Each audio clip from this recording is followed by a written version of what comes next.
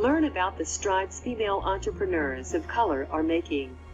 Be inspired by their story and enlightened by their leadership, insight, and advice. Welcome to When Hers United.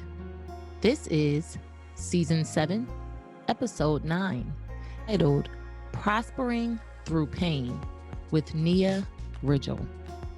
I'm your host, Nicole Walker, and I believe that business, mindset, personal development, and self-care are the 4 pillars to entrepreneurial success. This is why When Hers United is your one-stop shop for business, mindset, personal development, and self-care conversations with winning women of color entrepreneurs. If you're a fan of When Hers United, please go to Apple Podcasts and give us a 5-star rating. Then while you're there, also write us a review. You need to go to the show page for When Hers United and scroll all the way to the bottom to do this. It shouldn't take you more than 5 minutes, and it would mean the world to me. During this episode, you'll learn more about restoration healing, the power of choice, breaking up with fear, owning where you are, and much, much, much more. But before we get into the interview, I want to tell you more about Nia Ridgle. Nia is a licensed mental health, faith-based therapist. She's a mental health influencer and also the owner of Ridgle Consulting. Nia has made it her business to help others heal from generational trauma via her restorative healing methods. Nia believes that when you make yourself the solution to your problem, you take back your power by taking full accountability to be the change you desire. Nia's coined saying is, when you reveal, you heal. So without further ado, here is Prospering Through Pain with Nia Ridgle. So Nia, welcome. We are excited to hear from you today and learn more about you and your journey. Thank you for having me. I'm excited to share, especially with you and your audience. Good. So let's start by you telling us about your background and what you currently do professionally. Absolutely. My name is Nia Ridgle, and I am a licensed clinical therapist. I work in an area of restoration healing.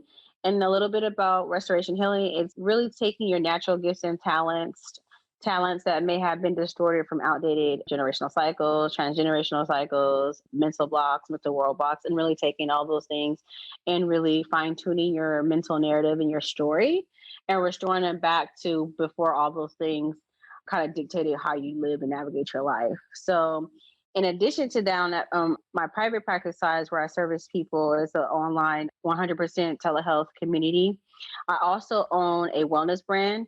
It's Ridgle Consulting Wellness brand. And under that tyranny, we have 2 brands called Restoring the King, which is a all-Black diaspora mental wellness brand for African-American men and men of the African diaspora. And then I have another wellness brand called Restoring the Queen, which is a wellness brand specifically for high-value women. And we work on different levels of intervention to allow them to continue to break glass ceilings, to own their voice and their power, and to navigate the world of whether it be entrepreneurship or whatever professional capacity or personal capacity they want to show up healthy and powerful in. You said a lot. You done gave me some questions to go off of the script, right? But before I do that, tell us how you ended up in your current profession. Okay, so long story short, I come from very humble beginnings. I was introduced to the mental health system by a family member, my sister, watching my mom go through navigating the wellness system and mental health system. Back then, when mental health didn't exist, they really didn't know how to support people, especially people of color. And what I experienced, what I identify now is systematic PTSD or trauma from the system. I saw my family pretty much get ripped apart from, being racially and institutionally and systematically discriminated against. And so at the age of 7, I had really made a vow that I was going to be the person on the other end that was mistreating my mother And, at 7 years old, you don't know what the heck that is. But in lieu of like, it's just that search for identity and purpose, I ended up finding out that the people that were I was introduced to in that way were psychologists and social workers. So I ended up becoming a social worker, then matriculated into becoming a licensed clinical therapist, and now I am here. Awesome. I always love when people decide to be the change that they want to see in the Hmm. world, right? And solve those problems. So I'm going to go back, right? So, two things I wanted to ask you, and you can answer them in whichever order. Say a person is getting discriminated against in the wellness world or mental health world. Like, what does that look like? What are some things that they can keep an eye out for? And then the other question is about those generational things that you said you help people get rid of. Like, how would a person even know? Yeah, great question. So we're going to frame this answer around value, right? How you personally value yourself and how you're valued from entities and systems. So essentially, anytime that you feel like you're discriminated against or racially profiled or not offered quality services, it's really an intuitive feeling that you feel.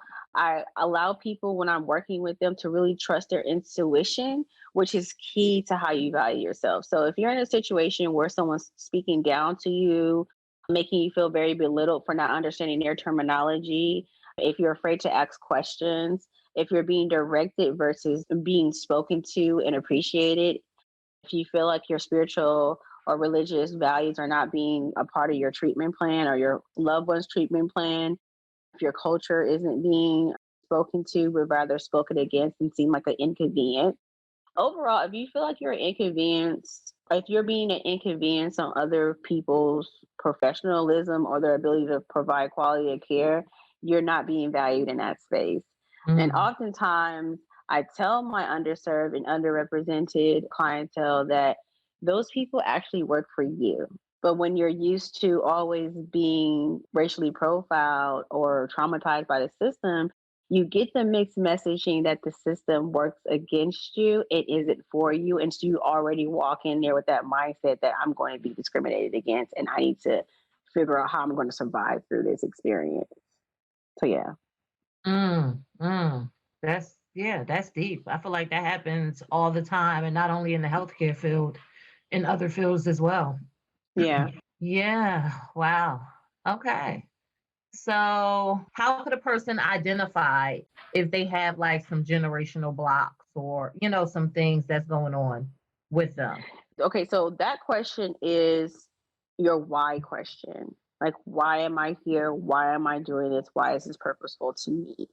If that question is codependent on any people, place, or thing, then that means that there may be some generational trauma associated with that. Because a lot of our lifetime, if we come from a neglectful or somewhat very scarcity mind upbringing, is in survival mode. So if you're leaving for something, we call that flight mode. Flight mode means like you're trying to just work your way to get the heck up out of there so you're not going to deal with it anymore, right? That's trauma. Then we call it freeze mode. Freeze mode is when you're kind of just there, like you're living vicariously through like just being present, but emotionally you're not connected to your life. That's freeze mode. And a lot of men do this because they disassociate themselves from the reality that they're in because the idea of settling is too much emotionally for them. But they're in survival mode, so they put themselves in predicaments and situations that isn't for them. See women do that as well, so it's not just mutually exclusive to men, but I really see men use the form of escapism in the form of freeze mode to really even create generations in that. So if you had like a father that was present, but he really didn't have an input in your life, odds are is that he used a lot of escapism and he was in freeze mode during your upbringing.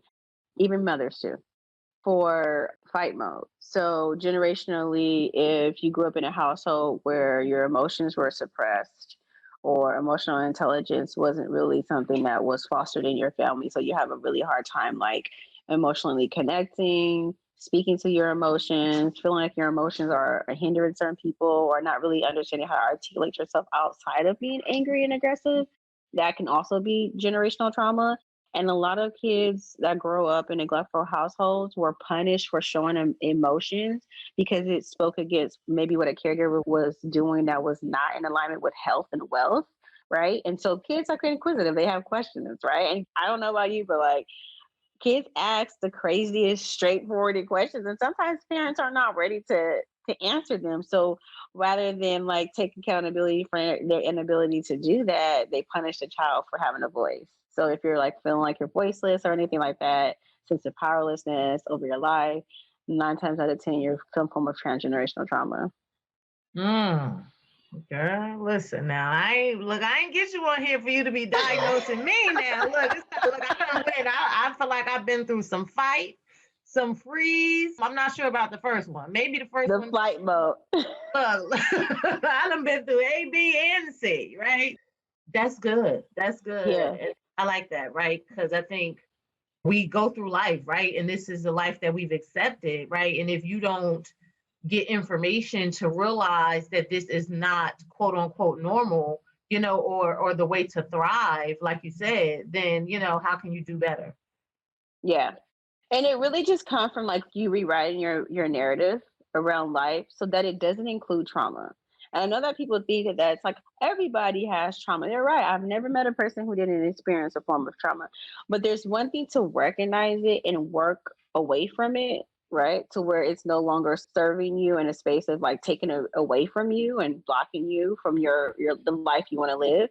And it's another thing to then take responsibility to say, this is bigger than me and I need the support. And that's when I encourage people to invest in their mental wellness, whether it be a life coach or if you're under some form of trauma, like speak to a therapist. I wouldn't recommend a life coach for that unless they have experience with dealing with like PTSD and trauma.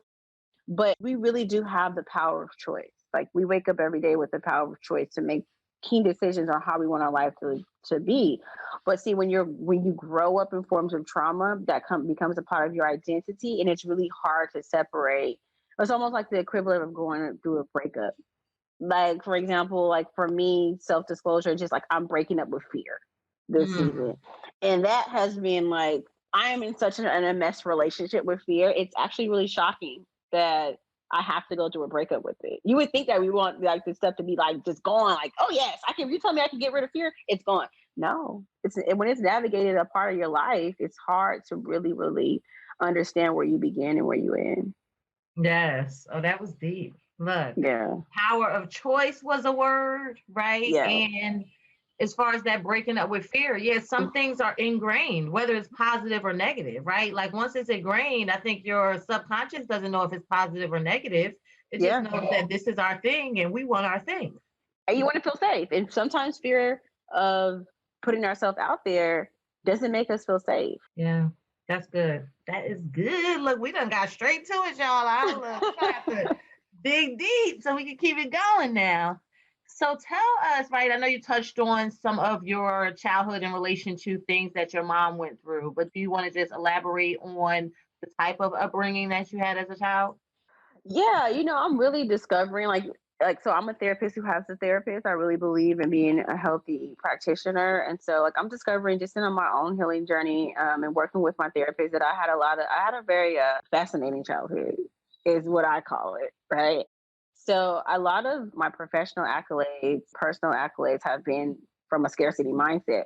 I've really been charged and charging myself and putting the responsibility on myself to rewrite a lot of things that I saw growing up. So, for example, I grew up one of seven. My mother was herself in such an amazing way. And let me put the caveat my mom did her best with what she had. Okay.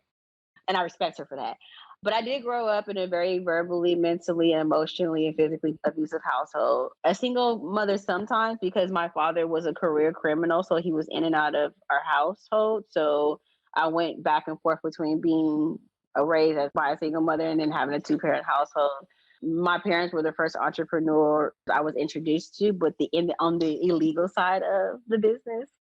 I grew up in a high crime, high poverty neighborhood where I kind of had to fend to fight my way home. For example, like I remember if I'm walking down the street one day and say someone has issues with my sisters or with my cousins and I don't know about it, I can essentially be, at risk for being jumped and not even know why I'm fighting this person. Just know that I'm fending for my life in that regard. Yeah. So, when you grow up in that survival mode background, I spent a lot of my childhood in flight mode trying to get the hell out. So, like, education was a way out for me, relationships was a way out for me, participating in programs was a way out for me, getting mentors a way out for me. So, like, I'm realizing just doing my own healing process that a lot of my life was never lived because I chose to live that way. It was because I was getting out of something. That's good. Well, not good per se, but that's Yeah. right. Like, but I love, what I love? Like, I just feel like I love this question, right? Because I really want to show people that it doesn't matter where you came from. Does not matter where you came from. All that matters is that you have a drive and a spirit to want to be better than you were, Yeah. right? And I love that you chose, even though flight is a trauma, and an escapism, right? Like, you could have chose to dig into the surroundings or the reality that you was living in, and then what would your life look like then, right? And I did and dabbed in the dark side, what I call it, of my way of being, but it just wasn't a natural state for me. I grew up like in a very abusive household, but I don't think I was ever a child, and I don't think any child deserves to be abused. But you do have some kids that will test you to the point where sometimes you just gotta tap them. And like I said, I'm not condoning abuse, but in our culture, we do use physical punishment as a form to punish our children. I was never one of those kids though. I was more like a process kid. Like, teach me. I only need to get hand on hand once. But I think that because my mom was so frustrated with life, she was frustrated with being a single mother, she was frustrated with just having to deal with an incarcerated spouse. Like, there were so many things emotionally, psychologically, geographically, economically that she was struggling with. And then there was her kids on top of that. And I was at the brunt of that experience, which I think a lot of parents, I mean, I even as a single parent go through that, with not wanting to be short tempered and give my kids what's left over be with me from the end of the day. So in that space, in the self-forgiveness space, like if someone is going through like where they're working through their issues and they're having to forgive their parents for less than desirable ways that they were treated, that's the only thing that I gravitate towards. It's like, I really don't think that my mom is a bad person. I just think that she didn't have the support that she needed. Yeah. Yeah, I like that. And it's about compassion, right? Because we do the best with what we have, right? And a lot of the things that we are embracing now, our parents or grandparents didn't have the, capacity or understanding to embrace, right? So that's a great point. So tell us about a pivotal point in your life and how it shaped who you are today. In addition to that experience that I had when I was 7, when I had really like made a commitment to myself that I was going to make sure that no one ever received that form of treatment, I think it was also when I had lost my first child. I was 18. I had no business being pregnant. But, as I'm working through that, that was also a survival mode technique because I was ending a series in my life and beginning a new one. And I think that as a form of like just freaking out, like I just got pregnant because like teenage pregnancy in my family was like, it's a generational out. Right. So like if I can't deal with myself, then I could raise some kids. I was taught to raise some kids. I know how to do that. So I think that her death has signified like a new beginning in me. And I had really just vowed that I just didn't want to be that type of parent, that was always struggling. And ultimately, like, because I was in a cycle, I ended up getting pregnant 6 months later because I didn't go to therapy. No one could speak to what I was experiencing. And so the only thing I knew was to replace with what I had lost. Right. And all these things I'm doing, I'm not like meticulously going through my life and being like, I think I'm going to do this. I think I'm going to do that. I think I'm going to do that. We don't do that. And I think that's one of the things in the mental health space that needs to be like destigmatized is that I was such in a subconscious program state that my natural way of being wanted to replace what I had lost. And the only thing that I can do to grieve was to go after what was taken from me that caused the pain in the first place, right? So I went on like a emotional like roller coaster for about 6 months and ended up getting pregnant with my daughter in college while I was trying to find myself. She's 16 today. Thank God she's healthy, whole, and complete, but she still also has like the residual effects from being birthed in that state of being. But I think that for me, there's so many different marks of rite of passage for me that were done in pain that I had to really like take a step back, like, and think about like what pain created in my life and what manifested from that so that I didn't keep like punishing myself for those mistakes. Right. So I think that was like a pivotal place for me around like forgiveness was like, I only knew what I had to choose those choices that I made, that I didn't lose anything. I just got redirected, but I was always on the same path. Right. And that's the thing about life. You don't know where you're going. You have an understanding of that as you continue to do the self exploration and the self work, but like you're already going where you're getting. Like that's already like predestined and predetermined. And so that was just one of those things that, I really had to like go back to my younger self and be like, you did the best that you could do. Like you literally did the best that you could do. And like I think from like just processing that, like just from that space of like I had to show myself compassion was really hard because I've been really like working. Like I said, I've been spending most of my life in survival mode, like trying to get back things that were taken away from me. And so that was another thing where I had to be like, you're a good mom. Like you're actually a good mom. Like you don't think about, the things that you're losing along the journey, and that's going to teach you those pivotal messages. But like, I'm like really confident I can be a good mom. Yeah. So listening to you, I can totally relate, right? I had my daughter at 17 and I never thought about that, right? Like, cause I'm just learning how to deal with my emotions and my feelings. Mm-hmm. Right. So was that my out? Right. It's so interesting that I always say my daughter saved my life. I didn't have any purpose, any direction, like super smart, top of the class, no direction, no, just kind of like going along. And she gave me a reason to do something. Right. So that's interesting that you say that. Yeah. And with my daughter, I say the same thing about her because if I had not had her, I don't know where I would be at, to be honest, because I was in such a dark place and doing very risque things that the best thing that could have happened to me was that I was pregnant, to be honest with you. Yeah. Because I was just purely operating off of pain. And when you're operating off of pain will make you get into some situations that when you're healthy, you'll be like, how and why was I there and how did I get here? Yeah. It's a whole nother level. So I'm just learning, just how much pain could blind you from like really being a healthy person. Yeah. Yeah. That's good stuff. Yeah. Deep, y'all. We going deep. We going deep. All right. So tell us what you would consider to be a strength of yours and a weakness, and then tell us what you do to get around your weakness. I am such a people pleaser.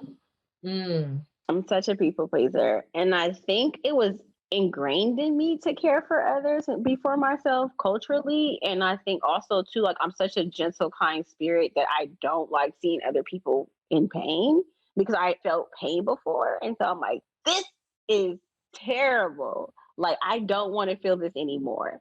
And so I think that sometimes when I'm in my practice, I transfers of energy to where my clients can become a little bit codependent because I'm such a nurturer on me. And so sometimes I have to like kind of take a step back when that's happening and like reset myself and reset our connection because, I don't want people to be codependent on me. I want to inspire them to be independent so that they can find someone to be interdependent with, right? That's longevity. So that's one of the things where my natural gifts and talents can work for me, but they also can work against me. In my personal life, how that works against me is like people please with everybody, with my kids, if I'm in a relationship, with like setting boundaries for people. And so I overcommit and I don't serve myself energetic wise. So what I'm doing with that is I'm holding myself accountable to where like I'm allowing myself to do things for others, but not at my expense, which is different for me because everything's been at my expense, right? I told you I've been in fighting like predominantly my whole life. Just probably just got out of it during this pandemic. When you gotta sit with yourself, you gotta sit with yourself. And so yeah, that's a new way of being for me. It's like not at my expense. So what does that tell us more about what that means? Not at my expense. I say no more often, right? I don't jam pack my schedule. If I can't do it and I feel guilty, I question myself like why, right? I also had to reevaluate my value and how much of that was codependent on what I do for others and how I can serve others versus switching that narrative to where I am enough and just me showing up in support in lieu of how I can do that has to be enough. Yes, yes, yes, yes, and yes. You talking to me again. Look, if she ain't talking to y'all, she talking to me.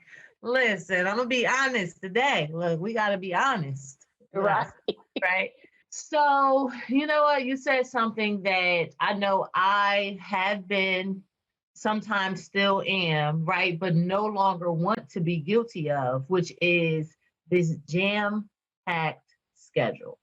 I feel like it's a trauma response, right? Like, okay, you said you are enough, right? So I feel like it's like a compensation thing that I may be trying to do to prove something to myself, to the outside world. I don't know. Like I'm still trying to figure that out, but then learning that balance, like the word balance. And, if I'm stretched too thin, how can I really be okay? Right. So that was good. And that could be also too a form of like transgenerational trauma where as Black women, we were birthed for the sole purpose of procreation and nurturing others. Like historically, our gifts and talents have always been extorted from us in the form of we get our validity and our validation through what we can do. Like if we're taking it back to slave time, like in order to be a non-fair skinned person in the quote unquote master's house, you had to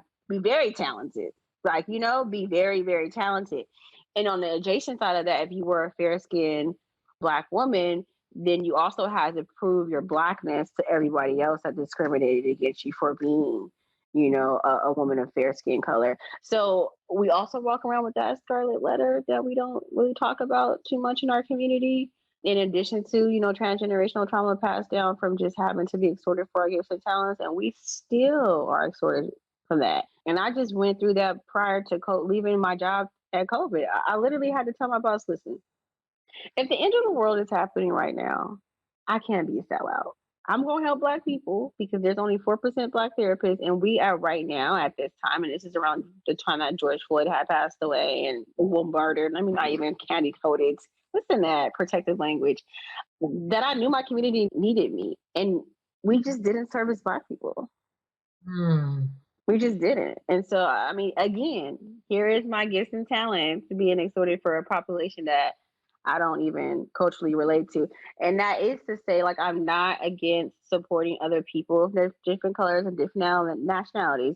But who am I if I can't serve the people who look like me, who feel like me, who go through the same things as me? That is my area of expertise because I am a person of color. I am a Black woman. I self-identify as a Black woman.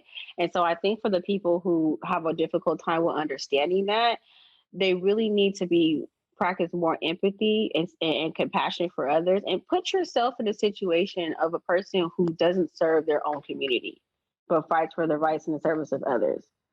That's again perpetuating that generational cycle of being extorted. Whew. They ain't ready. So I know you talked about you being a therapist that seeks therapy.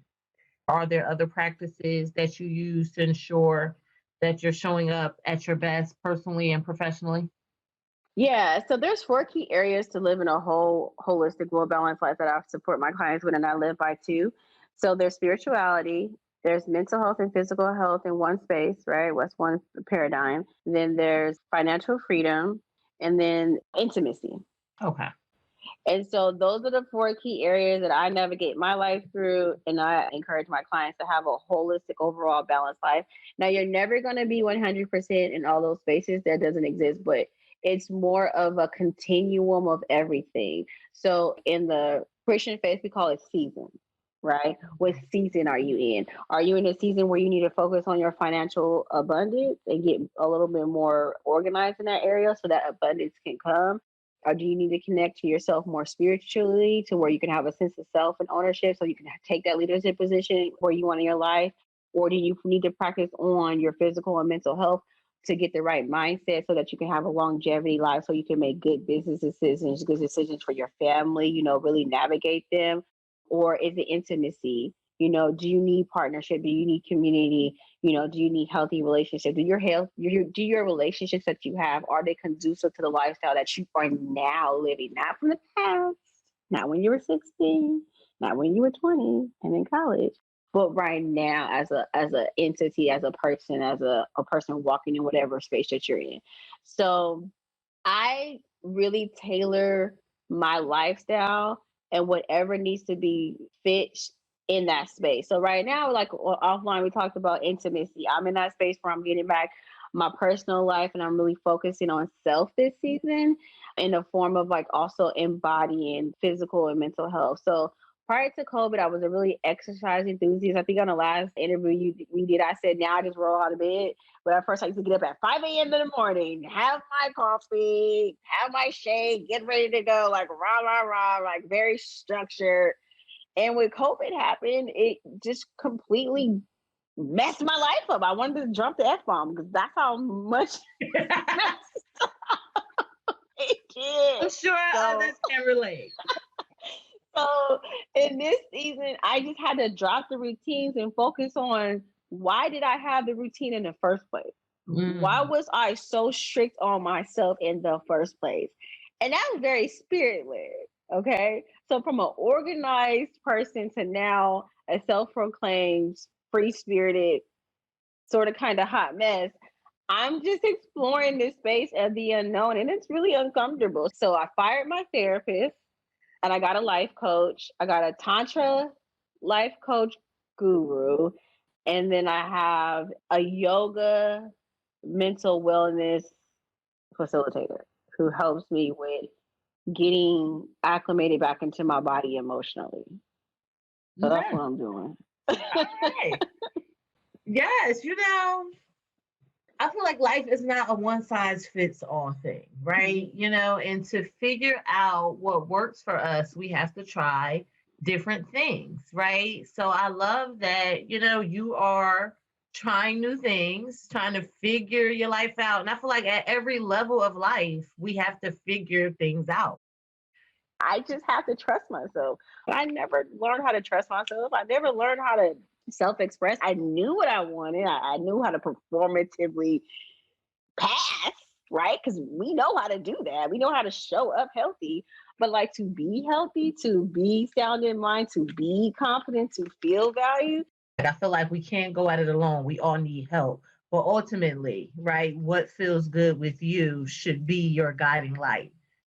Everything we need and we desire is inside of ourselves. We just need, like for me, I'm just a purpose who is placing people live to awaken things that they already have inside of them and to get them on the right path or to show them that they're already on the right path. They're just looking in the wrong directions and asking for the wrong things.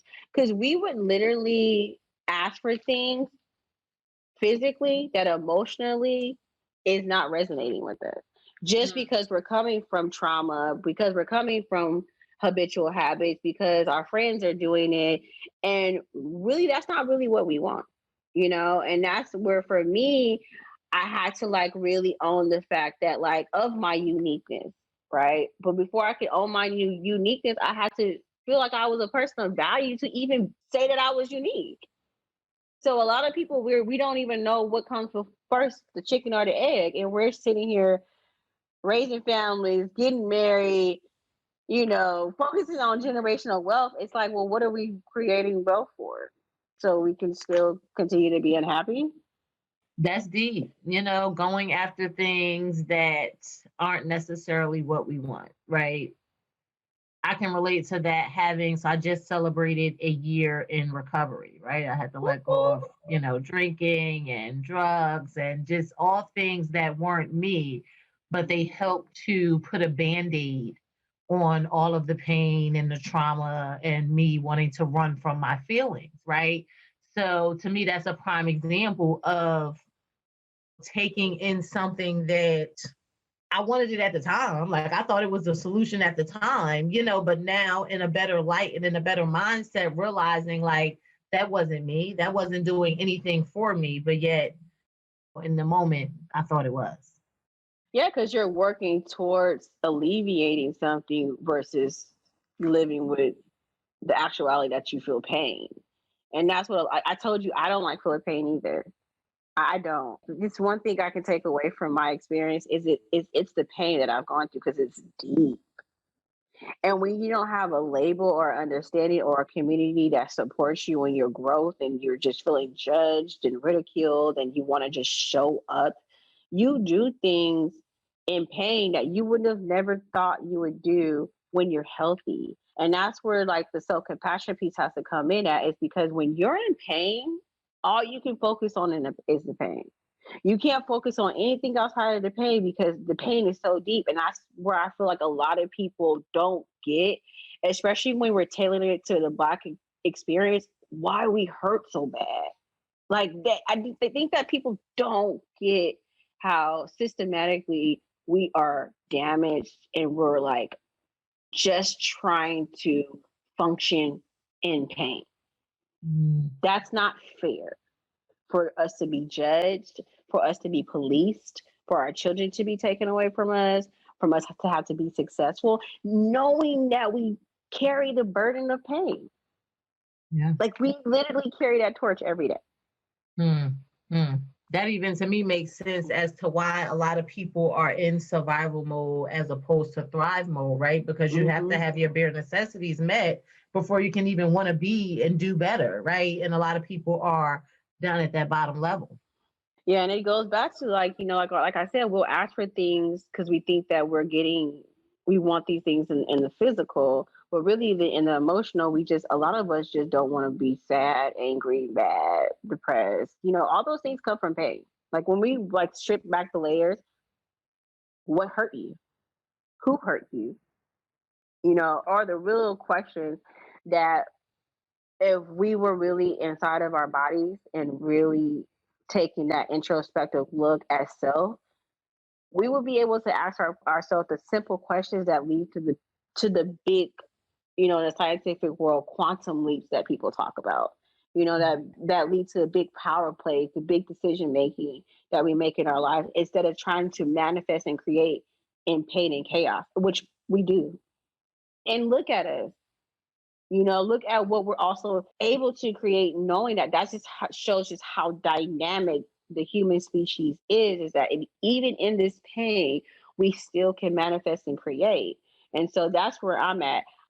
I think, and I can't say this without 100%, evidence, but intuitively, I think I am the first woman in my lineage since we were taken away from what our birthright was to manifest not living in pain. I know that's right. Right. Yeah. Ain't that something? Yes. I feel you because I prayed to break generational cycles. I didn't know how hard that was going to be. The miracles we pray for, right? I feel like, we've opened up all kind of conversation about stuff that's really important as far as mental health, as far as our current state, and why we behave the way we behave at times. But I just want to kind of tie it all together. Like, of all the things that we've been talking about, how can this knowledge help an entrepreneur? Yeah, I had to do a deep sigh because I've been in the entrepreneurial landscape for about a year and I've been dragged the whole way. And the only reason why my experience has been so, I would say, like, so growing is because, like, I've associated growth with pain, right? Because every time, I told you, every single time I've done evolved and something happened, it's been after a life tragedy. Like, right? So for the entrepreneurs that are coming into the entrepreneurial landscape, I really want you to question what you're bringing with you emotionally. Okay, forget the physical stuff. You know, you got a down payment. You know, you got you left your job in 6 months because you created your emergency fund. Yeah, yeah, yeah, yeah, yeah, yada, yada, yada. But what is your capacity to take care of yourself? What is your capacity to really own your value in your space? What is your capacity to really practice self love and really show up a vessel and just a servant, you know? And a lot of people, we get into the entrepreneurial game, and I say we, in that scarcity mindset, and we forget about who we're here to service. And we price our products and our services based off what we didn't have versus what we're creating for the future, right? And that's something that I'm still resonating with because listen, in Black Code, I'm bougie, you know, and I had to be like, well, why am I so bougie? This is something I had to take to my higher power. And it's because I deserve it. You know, I deserve a vacation that's in luxury. I deserve a nice hot house and a nice car. I deserve all of those things. But when you come from lack, you feel like you're asking for too much by the bare minimum of just wanting to be valued in those superficial ways. But for us, it don't work like that. When you come from a disadvantaged background, you've had to work for everything you've had. But you know, I was just taking back, you know, that birthright of really disassociating myself with the capitalistic mindset around, you know, value and what luxury meant to me. And that's the place that I'm walking into. And so for entrepreneurs who are questioning their pricing, you know, when they're coming in, or, you know, they're really having trouble with their messaging, or they're having trouble with finding the right coach or the right platform to really sell their products and services out there, is to just work on how you manage yourself through all of that. You know, there's not a one quick fix. And I know that we want to take this elevator to success, but especially if you're a person of color, we know that there are institutions set up to where our journey ain't going to be easy, you know, and it's not designed or set up for us to succeed. It's more designed for them, for other people to benefit from, you know, our intellectual property. I've learned that not everybody has good merit, you know, so the because you treat others one way, that doesn't mean that they're going to have the same reciprocity for you.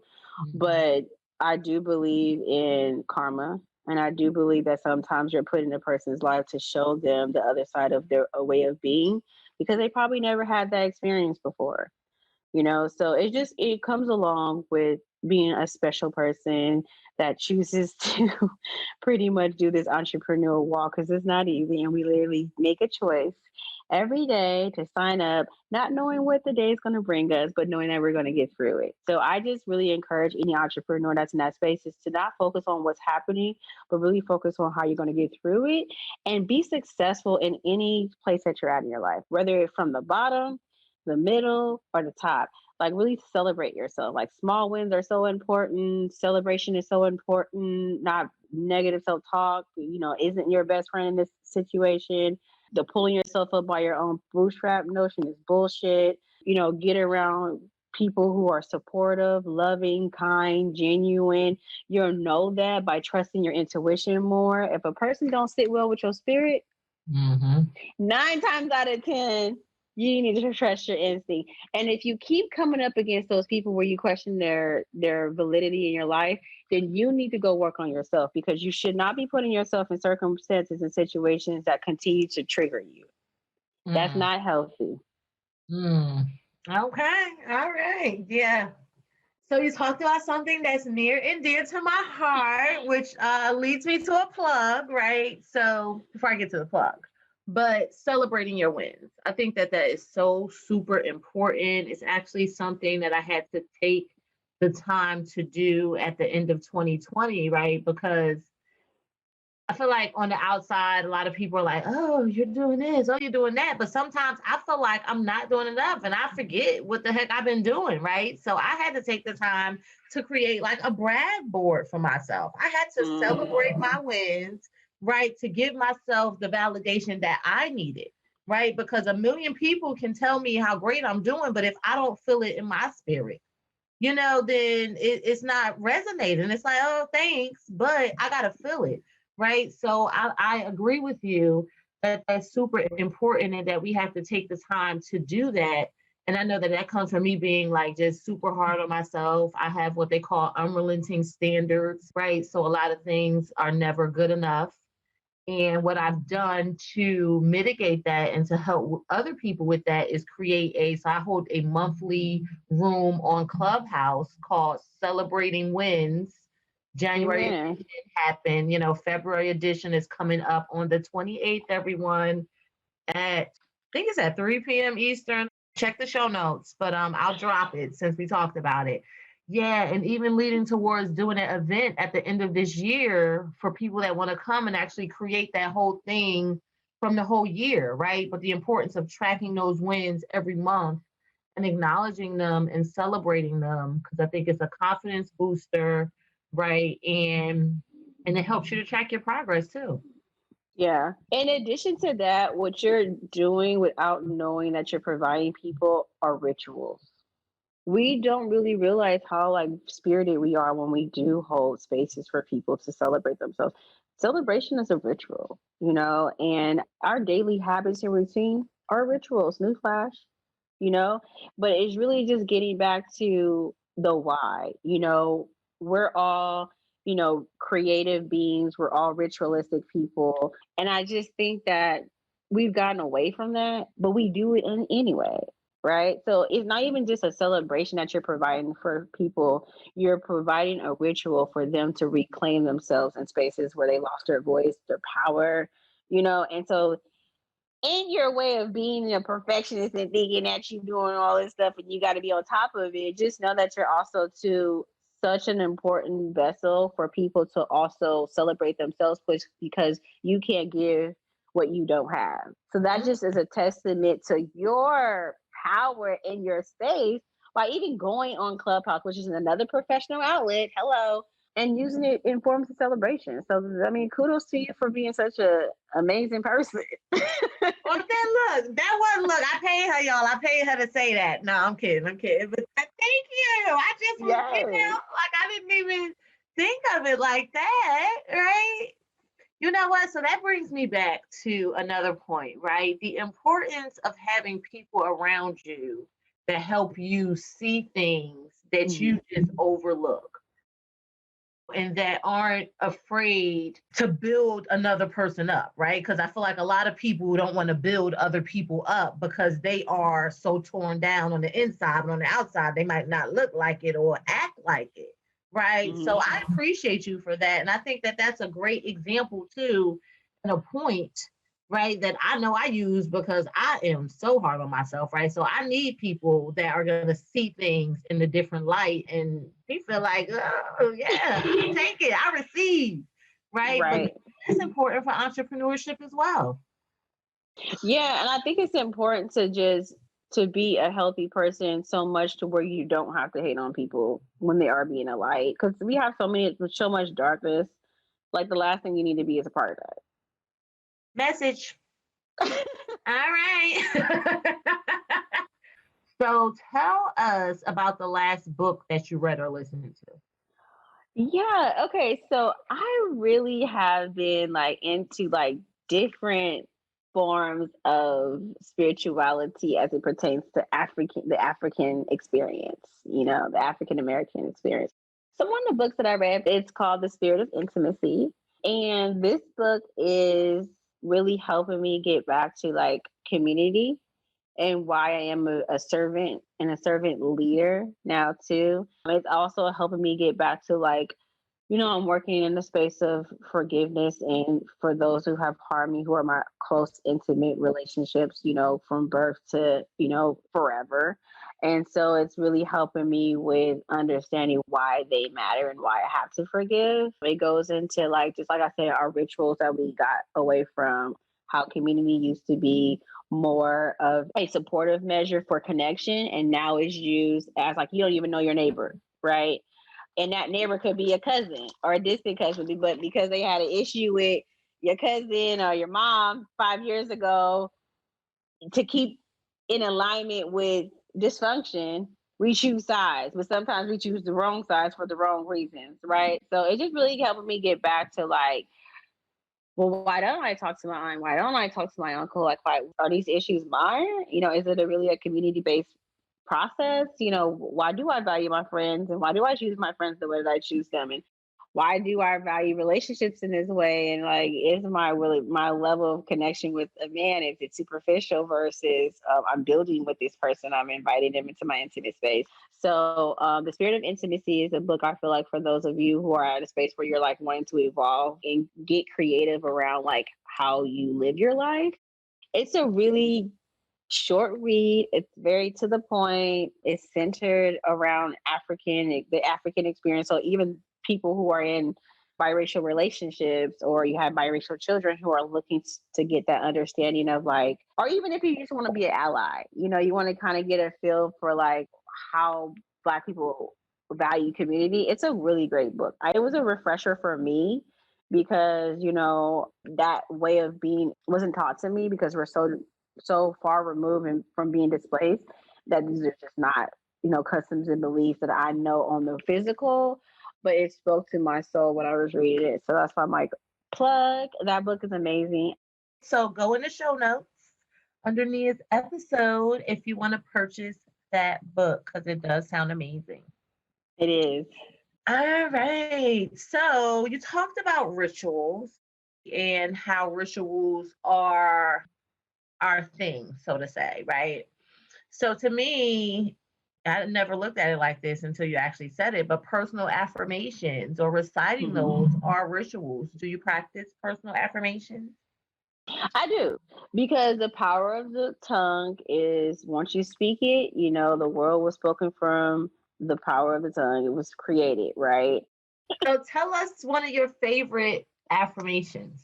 Yeah. So one of my favorite affirmations that I'm working on, since I can't go to the gym, is I love and accept my body in its natural state. Yes. Yeah. That's a good one. That's a good one. Before I get into my fun questions, do you have a favorite quote that you want to share with us? History is going to be kind to us because I'm going to rewrite it. And it's by Winston Churchill. Yes. I like that. That makes sense, right? And it's fitting for everything that you've talked about. And I like that. Yeah. Yeah. One thing I'm learning to pay attention to now that I'm not operating from that fear-based thinking and paying me in my reality is that, like, I am changing and I am evolving. And, like, I don't know how to be who I am right now because I've never been here before. And there's never been other women in my family that can speak to me from this space because they've never been healed to be here before. I'm really at that point in my life where I'm like, wow, I did it. I just love that I can look at a quote and it can resonate with me like that. Yeah. I'm just happy and grateful. Good. Rewriting history is something to be grateful for. Yeah, right? Hello, Yeah, and I feel like it's always a celebration, right? It's always something to celebrate, especially when we are continuing to move forward, even if that's by a baby step, even if that's by 1.001% today. Right. That's better than yesterday, right? And that deserves a celebration because that's how we're going to get to the next 0.001 and the next one and the next one, right? So I love that. So tell us where you went for your last vacation. Tell us about your favorite vacation spot and tell us about a place you want to go in the future. Yeah, so the last place I went to was Tulum. I really love that place because Tulum is a super spiritual place. And I know that, if you're a social media person and like a lot of celebrities and stuff are going to Tulum, but I'm not. Like I have a social media present, but I don't like to get influenced by social media. So I don't really look at a lot of people's lifestyles and what they do. So actually a spiritual friend had recommended that place for me. And for those of you who haven't been to Tulum and are looking for a very like spiritual supported place to also to really focus on your wellness and rejuvenate, Tulum is a really great place to go to because like the spirit is there, the spirit of celebration, the spirit of relaxation, the spirit of healing, of restoration is in Tulum. So I got to experience that. And so that was a great, awesome, amazing trip. I think, so I'm a person, I really love adventure with a slight kick of like rejuvenation. And I think that I found that healthy mix and duality when I went to Thailand. So I like to have adventure. So I like to have adventure in a form of like adventure with a little bit of rejuvenation. So I found that when I went to Thailand, I was able to live on a minimum budget in American dollars, but it was an extravagant lifestyle in Thailand. So like, yeah, that was my first time like really resonating with the fact that like I could do this on a regular. Like I could like actually like I think I like this lifestyle. And so that was my favorite place to go. Where I would like to go now is I really want to go to like Africa. I really want to go to a place where I can really get an understanding of like myself. I'm a natural holistic healer. And I come from a lineage of women who are healers, but I intuitively feel that was a birthright that was taken away from us, that I'm naturally just getting into it. And that I had to, like, in order to assimilate into American culture, I had to label myself as a therapist. But if I'm really being transparent and honest with myself, like, I am a natural homeopathic healer, It just doesn't come with a degree. I get it, right? It should be a degree for healing. It should be. That's what I'm getting back to. Is like, and that's where I found my value in my voice and owning it. I love it. And you actually led right into turning it over to you to let the listeners know where they can find you, how they can work with you, what you have going on by way of events. Yes. So I'm excited. Like, so for my brand, we're creating so many different revenues and outlets for people to support themselves on a wellness space. I have my sister circle coming up March 18th. Like I said, I cater towards high value women who are leaders in their own right, women who are looking to break generational cycles and glass ceilings, those of you who are spearheading your community and your families to create new ways of being. It's a 4-week healing circle that I offer. This circle, we're going to talk about value. The next circle, we're going to talk about self-actualizing into your best higher self. And it's really just a journey that I'm taking women on who want to participate in each 4 weeks. So it comes with a workbook and worksheets and things of that nature.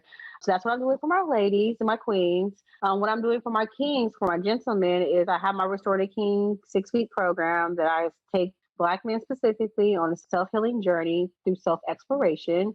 It's me, myself, and I have a life coach and a yoga instructor that I'm partnering with to really focus on the mind, body, and spirit. As far as for what I'm doing in my private practice, I am supporting clients.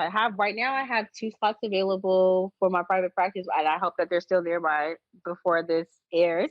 But that's where it's standing right now. But I'm always adding people to my wait list if people are looking for a holistic healer, especially in the Black mental wellness space. I definitely am an advocate for that. So I offer those different levels of support, for just different people. In April, I'll be launching my membership, which is for people who really already have, maybe you already have a wellness coach, or like you already started your journey, or you already have a therapist you're working with, or you're just at a level where you're just more so on the maintenance side of like supporting yourself, and you want like a check-in, maybe some information, you have that growth mindset, you want to get some trainings. We'll be offering my membership, and that's really for people who just want to gain community. So that's another big piece of healing, is really being around healthy, whole people and expanding with those people on that. So if you're looking for community, if you're looking for information, if you're looking for knowledge, if you're looking for connection, if you're looking for a holistic way to just, start to really embody your spirit, that's a great segue too. And it's super affordable too. Yeah, so where can they find out more? Yeah, so all of these products and services are going to be on my website, ridgleconsulting.com, for those of you who want to look into that. I'm on every social media outlet. So I'm on Facebook, Ridgle Consulting. I'm on Instagram, Ridgle Consulting. I'm on Twitter, Ridgle Consulting. I'm on LinkedIn, which is really where a lot of my following goes from, and where a lot of my writing and publications come from. So yeah, so I'm in all those spaces. And also, like, when you go to my professional page, my private page is on there too, because I'm a type of healer where I want you to know who I am before you sign up for what I believe in. And I think so many people, the blind lead the blind, but I'm really transparent about, who I am as a person, because like, I don't want to ever show up as an expert in the situation, because then that means I'm done growing, right? I just want to be good at what I'm good at naturally, and then make mistakes along the way, because that's where my wisdom and really where my value comes. So like, what you see is what you get with me, pretty much. So amazing. I really Thank appreciate you. you. You're welcome. Your transparency, like really breaking down what things look like for us. Yeah, thank you so much for sharing yourself with us. And I appreciate it. And I think that the best thing about like my journey is that I finally became a part of it. It's really nice. Thank you for tuning in to another episode of When Hers United. I hope you found this episode useful and can take away at least one thing to make your life better. If you're on Clubhouse, don't forget to follow us at When Hers United so that you can come on stage and join in the conversation. As always, be empowered and empower on.